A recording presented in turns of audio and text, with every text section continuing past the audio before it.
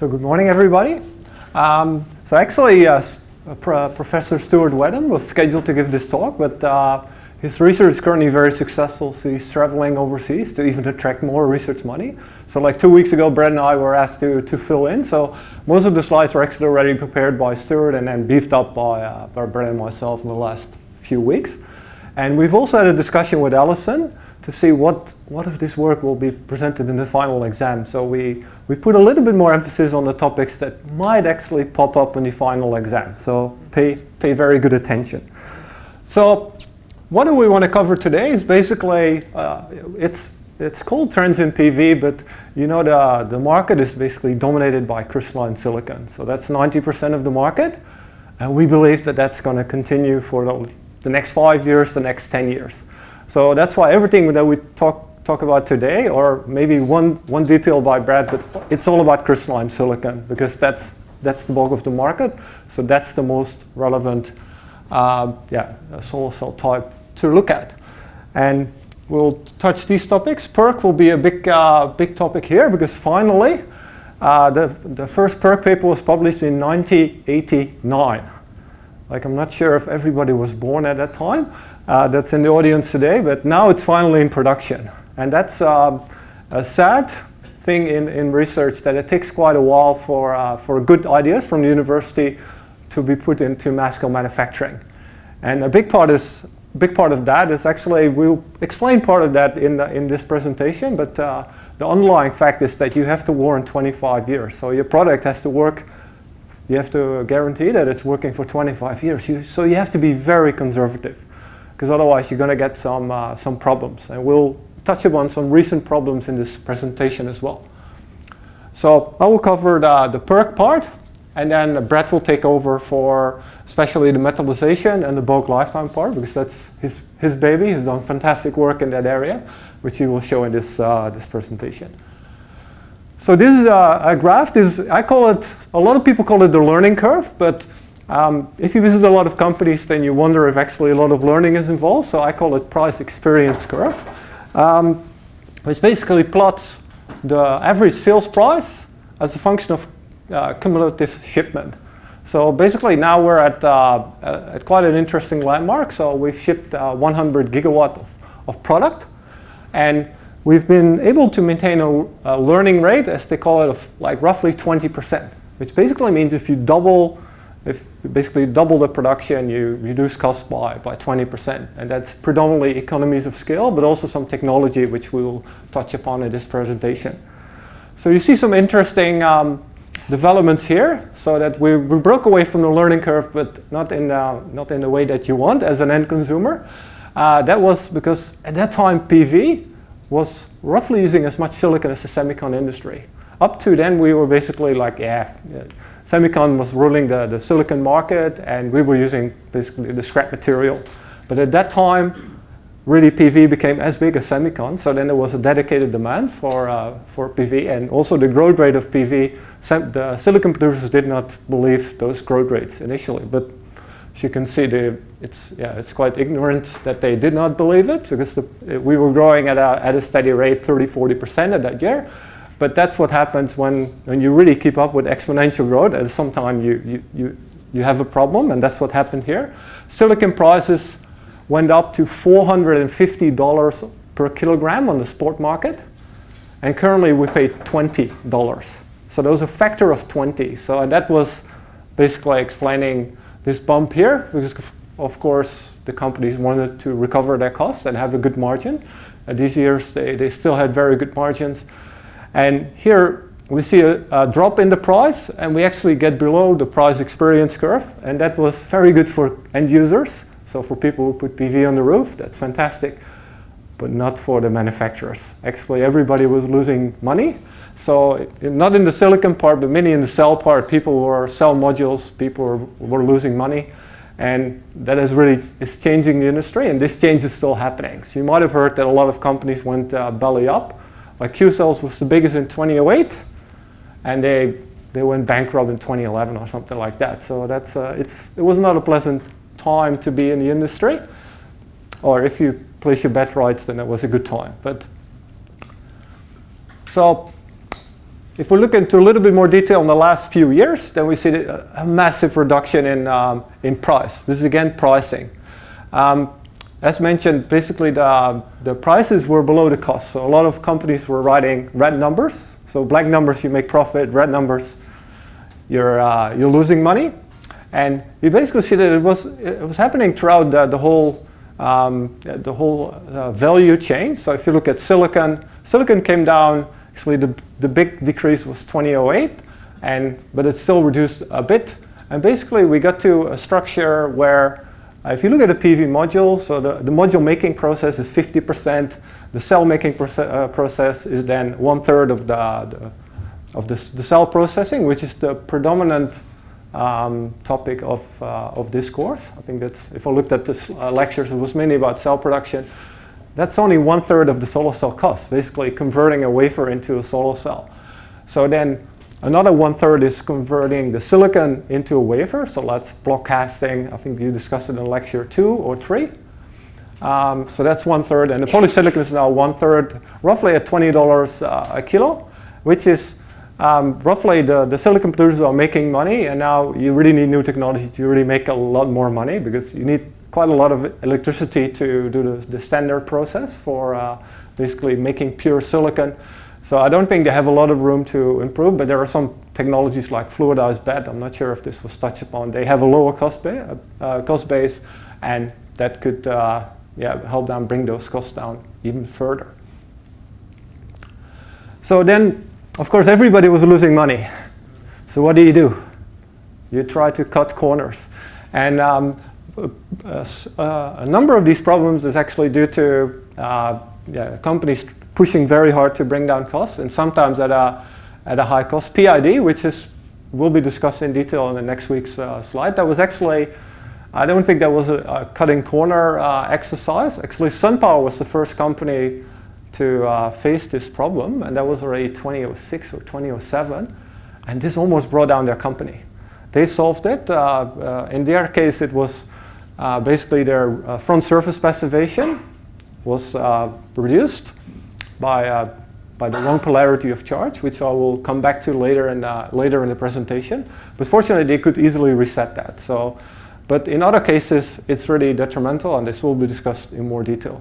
Then you had a lecture last week about luminescence, and luminescence is now being used by many, basically by everybody. So this basically enabled us to see the finger interrupts, and then people say like, yeah, you have a problem. And these finger interrupts, they came about because people were trying to cut silver costs. So Brett will show why. That silver, of course, is a significant part of the cost. You try to use less and less of it, but as a penalty, you have some more finger interrupts. Then snail tracks emerged a little bit later, so that's shown here. So it looks really like the PV module has been molested by a snail that had a very interesting path here. But it's a scientific reason. The cells are cracked, which basically allows moisture to get to the front grid, and then the silver goes into the reaction with the EVA, and you get discoloring. So it's not necessarily that it's a big efficiency loss. Of course, if you have a crack that disconnects the whole solar cell, you have an issue. But it's again, it doesn't look nice, and people want to have nice PV modules. And then here, in order to increase efficiency, people put ARC coatings on the PV module glass. I assume that this was discussed as well. Not a lot of detail, but that's basically because it's quite tricky. So if you look at glass, so the outside of the lecture room, that's glass. So you see still a small reflection. You can, if you take the right angle, you can see your own reflection. So basically, glass is still reflecting light. Do you have any idea how much light is reflected from glass? 10%. So who thinks it's higher? Depends on the angle. Depends on the angle. I think so. Rob is not allowed to ask questions. It depends, but on the normal incidence. So 10%. So who thinks it's higher than 10%? Or it could be like 50 or 40 if it was coming in at the right angle. Yeah, correct. But so if we look at a normal incidence, so we test PV modules on a normal incidence. So 10%, it's actually in the right ballpark, but it's like 4%. but 4% is still a lot. So that's why people put anti-reflection coatings on the glass. But why would this problem then come about? So we have ARCs also at the solar cell, as we've discussed in detail in this lecture, but we also have them on the glass. So why would that be peeling?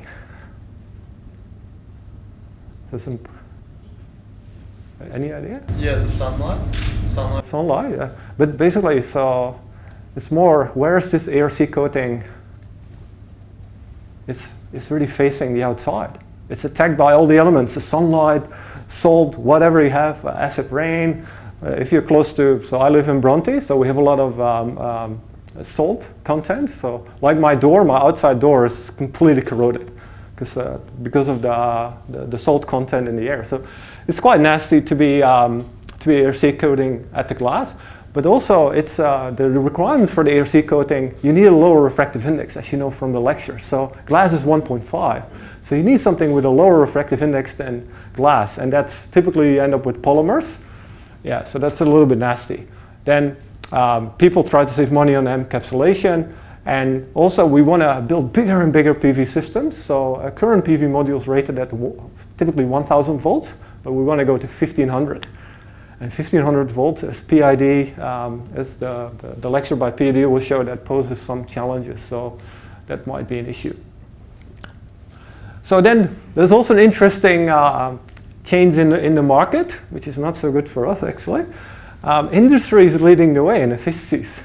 And they typically do it at bigger sizes. I didn't show the sizes here, but so SunPower, that was last year, they had, that's a production size solar cell, which they run at their production facility in the Philippines with only slight adjustments to the normal production process, 25%. While UNSW, of course, this is a very excellent result in 1999, but that was just a small cell of 1 square centimeter. And then Sanyo last year got the world record with 25.6%, which will be explained in more detail next week. And also, only 3 weeks ago, Frauenhofer, and this is quite a landmark result, they got 25.1% with a tunnel oxide passivated solar cell. I will not, so maybe it will be touched upon next week, and otherwise we can forget about it because it's not going to be in production probably in the next five years.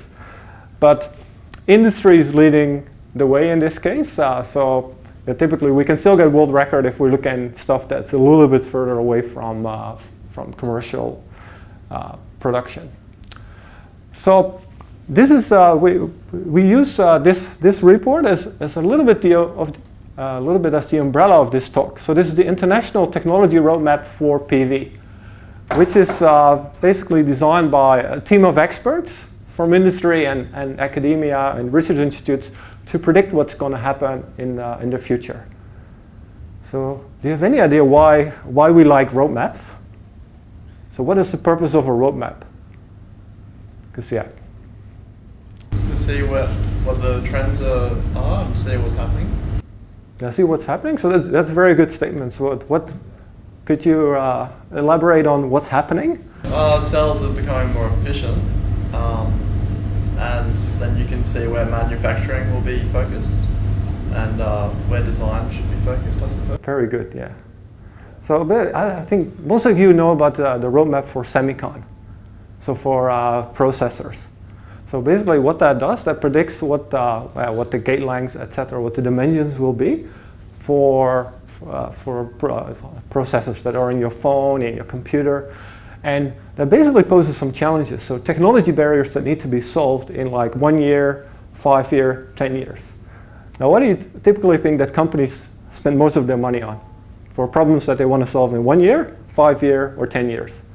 Especially if you're not making a lot of money at the moment. So what if you have a research budget, where do you spend your research budget on?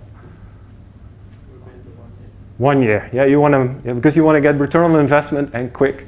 So this was a time like so when none of the companies were making money, I was working in Singapore trying to sell new technology to companies.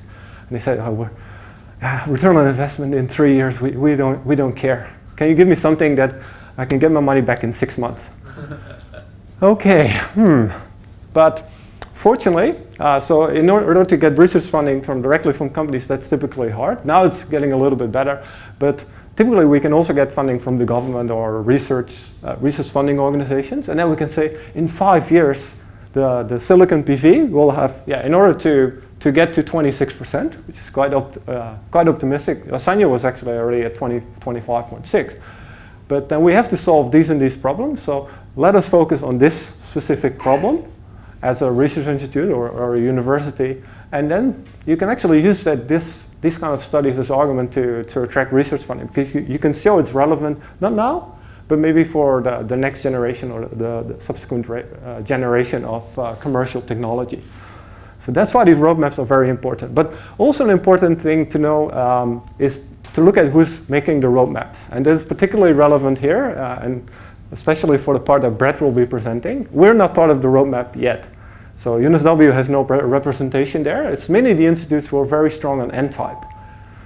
And if you see who's leading the way in terms of efficiency, it's a little bit hard to read, but so it's all N-type technology, and N-type is more efficient than P-type. That's what this roadmap indicates. But if you look at the people, it's all research institutes that are very strongly investing in N-type. So you always have to use a grain of salt in interpreting these results. But you see the only way is up. So for all technologies, you basically go up in efficiency. So for multi, they even predict 20% in 2025. And actually so Trina has already demonstrated 20.6% with multi. 20.78. Oh, they recently, so 20.8%. So basically it's not unrealistic. And as mentioned, Sanyo has already demonstrated close to 26%. So I think it's definitely realistic, but this is also typical some management projections. So you say, roughly what's going to happen? Let's do 1% a year. So you have almost every one of these projections is a straight line. You don't really see jumps. So they don't really take into account like a new technology getting into the market resulting in a jump. So, but it's important for us because it guides our research. And we can break that down in a property that's familiar to you. That's a recombination current. And we have the recombination current is ruled by various loss processes. So you have the bulk and front and rear, so at the surfaces. And again, the only way is down. And I reckon we have to use logarithmic scales for next time, because the heterojunctions are getting very close to, like, I think they're like 5 femtoamps or even lower. SunPower's, this is a scale. So SunPower's now, their top cell is 11 femtoamps. So, and you can see that in this year, so the dominating solar cell is still well above that. So this is quite an interesting development there. But if we look, so now we get to the PERC part, because the PERC solar cell is currently being introduced into the PV market. As mentioned, it was first published in '89, and this is the real big, of the only really big technology innovation in silicon wafer solar cells for the last decades. The last big one was the introduction of silicon nitride around the year 2000. The rest of the improvements have just been incremental improvements to get better pace, so lower doped emitters, better bulk, etc., etc. The paste manufacturers have been a big drive of this market, but now finally we see something happening, and that's basically what I illustrate here. So we have here a solar cell where we have losses at the front, bulk, and the rear. And the PERC, it's all about the rear. So the rear, as you know, this was normally an aluminum alloyed back surface field. But the limit you can get to that in terms of surface recombination velocity, I'm not sure if this terminology was mentioned. So basically it's linear in terms of if you want to get as low as possible, and so if it's 10 times worse, then the surface recombination velocity goes up by a factor of 10. So this is what we're focusing on here. And if we show it in, it's one of the next slides. I will show the impact on the solar cell efficiency. But first, let's revisit recombination mechanisms, because we had them all before. So we have radiative recombination. Do we care about that in silicon? So I see some people nodding, no, we don't care about it. Actually, you had a whole lecture about radiative recombination last week. So of course we care. It's photoluminescent. We actually make use of it. But I'm not sure if Ziv explained how efficient photoluminescence is. It's not very efficient, so in terms of for silicon, because silicon is indirect bandgap semiconductor. So the most efficient silicon LED, which we have made, this was actually published by UNSW, I think, it was 1%. So 1%, it's not really something we have to worry about for silicon, but it's there, so we should not forget about it. Auger recombination. So it's a 3-particle recombination process where, so you have to conserve energy and momentum, and basically the third particle makes that a lot easier because you can basically kick all the momentum and excess energy to the third particle. So this is very relevant for what part of the solar cell? Do you have any clue? So where would you have 3 particles? So electrons and holes? Around the PN junction. At the PN junction, yeah. So that's correct. So that's one. The second one. So basically, where you have high doping. So you have high doping at the front. So for the emitter, so the front side emitter, you typically use diffusion. So they have Auger recombination. And at the rear, of course, you have the aluminum alloy contact, which has a high P concentration. So you have a high recombination there. Then this is the one we can actually do something about. So these guys are actually intrinsic. So you can, this is physics. You cannot fight physics. These are there. So you can only change your design to ensure that you're low in Auger recombination. And the heterojunction solar cell is actually the best example of that. So that's something you will touch upon next week. But this is something we can avoid, and that's where Brett will focus on. So this is defect-mediated recombination, so where an electron goes via defect state back to the valence band. And this you can also have at the surface. So this is, so typically in the bulk you don't have a lot of defects, but at the surface, you have a lot of defects. So that's where we have to work a little bit harder. And as already mentioned, so these guys are happening in the bulk. So this one we cannot avoid. This one Brett will talk about, and this one I will talk about in the next slides, how to work around that. So I've added some additional text for you for the lecture notes, but I will not explain it here, obviously. Surface passivation. So for a normal crystalline silica wafer, the surface is, that's a very big break with for the crystal. And so you have a symmetry break, so there's a lot of defects at the surface. So you have to do something to avoid that they're dragging down your solar cell efficiency. And basically you have 2 strategies. So you can either reduce the number of recombination centers by putting a layer on top that has a very good match with silicon. So basically that reduces the number of recombination centers. Or you can reduce the concentration of either electrons or holes. And that's, I think, I saw it in the slides from last week that Ziv explained it in quite detail. So for shortly hole recombination, you need the presence of both an electron and a hole. But if one of them is in short supply, then that one is basically ruining the recombination rate. So if you don't have, if you have a shortage of electrons or holes, that also will reduce the recombination rate. So that's something we can exploit by, for example, putting charged dielectrics at the surface. So that's what I show here, where I plot the normalized surface recombination velocity as a function of charge. And you can either put down negative charge, positive charge. This is for an undiffused wafer, by the way. And you see that actually for a certain magnitude of charge, it goes into a linear regime where it works with the square of the charge. So if we can engineer the overlaying dielectric in a way that we increase the charge by a factor of 2, we reduce recombination by a factor of 4. If you do it by a factor of 10, factor 100.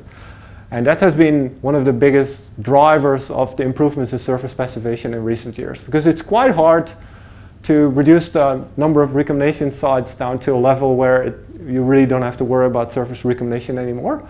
So the best we can do is reduce it by 5 orders of magnitude, but that's very hard and typically not stable. So basically your solar cell gets worse.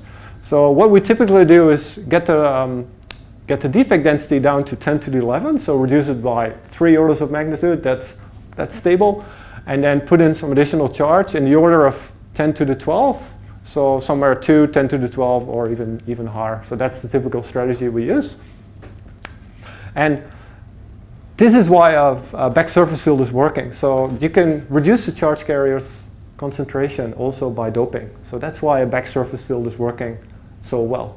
So you increase it to significantly higher level, but unfortunately, a metal contact directly to silicon is one of the worst things you can do in terms of number of defect states. So that's why the time has come that just doing this with an aluminum back surface field is not working well enough anymore. And here I show the impact on the efficiency. This is just a simple PC1D calculation, so you guys can do it easily at home as well. So just assume we have a solar cell, quite a good front contact and quite a good bulk, and we just change one number as effective at the rear. And we look at the efficiency as a function of thickness, because that also, if you have a solar cell that's thinner, then the surfaces are closer to the space where the charge is created. So you see it's quite a big impact. So this is if you do nothing. So if you just put a metal there, no diffusion. So basically you can forget about making even a 15% solar cell if you do everything right here, you cannot get above 15% for certain thicknesses. 1,000 centimeters a second, that was when I started. I started in PV in 2003. That's what aluminum back surface field was at that time, 1,000 centimeters a second. They pushed that to roughly like 300, 400. But you see that even if you could increase that to 100, and this is something we can easily obtain with PERC, you can dream of solar cell efficiencies of 22%. And that's where we want to go in the near term, as the roadmap showed. So we really have to go to a PERC type structure. So this is the PERC. I think you've already explained it in some detail. So what are the main differences between the PERC and the standard solar cell, the aluminum back surface field solar cell? Yeah, you've had it before, so that should be easy. So somebody from the back, so not Mark, but. So if you just look at the two, so is there any difference in the front? No, there's no difference in the front. So at the rear, so we have a difference. So the difference is, so we see a green layer here. So the choice of colors is often very interesting. So it's a rear dielectric. So what's the rear dielectric doing? Separating the metal from the silicon. Yeah, very good. So what's the benefit? Reduces recombination defect states. Yeah. So reduces recombination. So typically a dielectric, you can get to recombination rates that are far lower. So like you can even get to 1 centimeter a second with a passivation layer, while the aluminum back surface field, if you look at its effective recombination current, it would be like 200-300.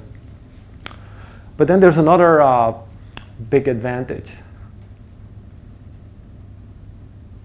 Not sure if this was touched upon, but it's actually half of the gain. So half of the gain of this PERC cell versus this guy is due to surface passivation, but the other part is due to another effect.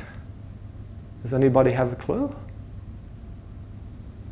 Would it be an increased potential gradient between the two surfaces, so an increased voltage because the dielectric has charges in it? Yeah, so that's basically the benefit due to surface recombination. It's indeed increasing the voltage, but that's half of the gain roughly. So I'm looking for another factor there. Reflection. Reflection, yeah. So actually this is quite a poor reflector. So like the data in the literature is a little bit scattering, but we can say it's around 70% for light, for relevant light, because so the solar cell of course absorbs a lot of light. It's silicon, but near bandgap light is still reaching the rear surface. So that's roughly from 1 micron. So 1,000 nanometers, that's where we have to care. There's still a lot of light reaching the rear surface. And if the infrared reflection of this surface is only 70%, we lose a lot. And if you look at really the end result, it's half of the gain of the PERC cell.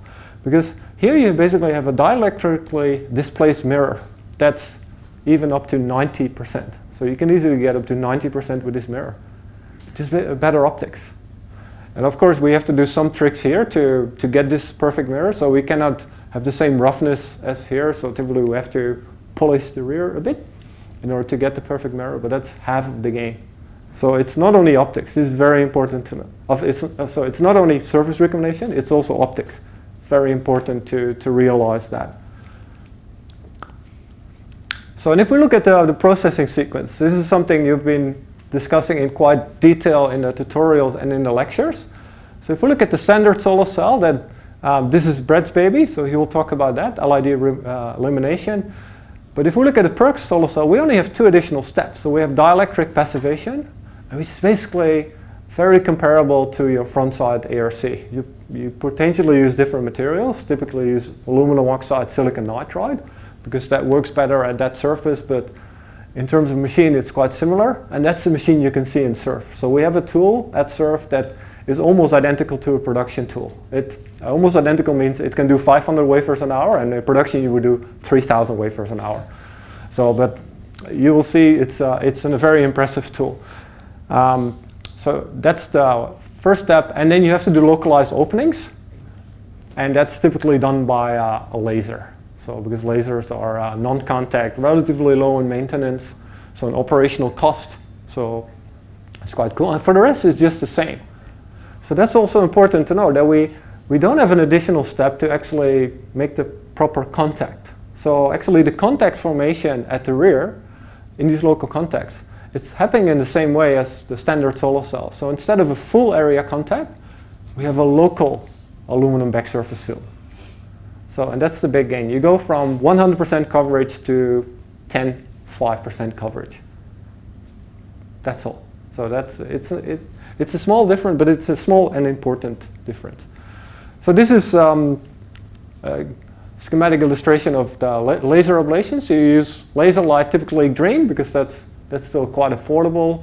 You would rather use UV because then you can absorb the light even closer to the surface, but typically people use green. This green laser light is absorbed in the silicon, and basically you evaporate silicon. And the gas has to go somewhere, so the only way is up. And it basically, in this explosion, it takes away the dielectric. It's quite a violent process. And it's not a low damage process. Laser processes are typically have a high associated damage. So basically, the silicon beneath there has some defects, but fortunately, we fixed them in the subsequent process, so as I will show in the next slide. And here's an optical micrograph of laser ablated surface. So you see a blue color, so we have a dielectric on the silicon, and we see that we locally remove the silicon, but also if you look in the SEM, it's not a very neat process. So we actually go to partly melting, as already mentioned, evaporation, but at least we have the openings, and then in the subsequent step we print a full layer aluminum, and then this aluminum starts interacting with the silicon, because silicon aluminum is quite an interesting material. So they interact with each other, and actually they become liquid at 577 degrees already centigrade. So in firing we go up to like 800. So we're far above the eutectic temperature, as it's called. So we basically get aluminum going into the silicon and forming basically a liquid, basically eating away the silicon. As you can see, this is 10 microns. So this is like 30, 40 microns deep. And we might have had some laser damage of 5 micron deep. Who cares? It's all eaten away. So that's a cool thing, and that's what's typically driving innovation. So the first PERC cell that was published was done with evaporated contacts, and if we want to have a diffusion, you have a localized diffusion, so that's a lot of additional steps. And here you come up with a very smart way that only with 2 processes, basically you do everything that would normally take you 10 steps in the lab. And before these processes are developed, it's basically a technology barrier for introduction of the PERC cell, because 10 years ago these processes were not available. Lasers were not as mature. They could not do, it's quite brutal now, but it was a lot worse 10 years ago, and they were quite expensive. The paste has to be adapted. So this aluminum paste is not your plain vanilla normal paste, it's adapted. So there's a lot of innovation going on there by companies like DuPont. And so that's the ideal contact you have, but unfortunately, this is still a problem in the industry. So sometimes yeah, it's just not happening. So you get, so the silicon is eaten away, but you cool down too fast probably, and then the aluminum cannot go back quickly enough into the contact, or the silicon from the aluminum, and you're left with a void. And that's something you can easily pick up with PL. So that's what we used in the lab to see if we had non-ideal contacts. And basically, you can see here that with a certain generation of paste, so we had a paste issue here. So this is work from my former group in Singapore. We had a previous generation paste. It was very hard to avoid the voids. So the only way how we could avoid them is to go very wide. So we use very wide lines, but of course that negates partly the benefit of PERC, because you have to cover more area with your contact. But every new generation of paste got better and allowed us to go to narrower lines, because this was 40 micron was hit or miss at that time. So it's important to know that the real contact formation is just a co-firing, just as your normal local back surface field. And this process is also happening in your normal back surface field. But the challenge here is now that you have a hole, so basically you have a very strong concentration gradient of the silicon. So the silicon actually diffuses into this contact, and it has to go back. Well, normally there's no concentration gradient because you have a full area contact. So that was the main challenge we were facing with at that time. It's also good, the PERC solar cell comes in different flavors, and if you're interested, I would recommend you to read this paper from Martin Green. He just recently published a review on that. It's a very nice paper, I think quite accessible for you guys. Should be easily be able to understand it. So there's basically, so PERC means passivated emitter rear contact, basically rear local contact, where this was the first flavor that was tried. That was the paper by Andrew Blakers, which is a direct contact, where you open the dielectric, you evaporate material of metal on it, and you have a direct contact with silicon. However, this is quite restricted in terms of efficiency of the source material, so this one did not really make it into mass scale production. It's more the solar cells with localized diffusion or locally alloyed contacts. So actually, the PERC solar cell that's currently in production is more like an industrial pearl cell. So because it has localized contacts, but fortunately we can use the interaction of aluminum and silicon to get these contacts almost free of cost, no additional process step. And this is the projection by the team of experts. So this is PERC. You see PERC is just a minority now, like 10%, but it will be the dominant solar cell structure, is expected to be the dominant solar cell structure for the next 10 years. So, and that's quite an exciting development. I think it's time we can take a break now, and then Brett will continue to on metallization and especially boron oxygen. Okay.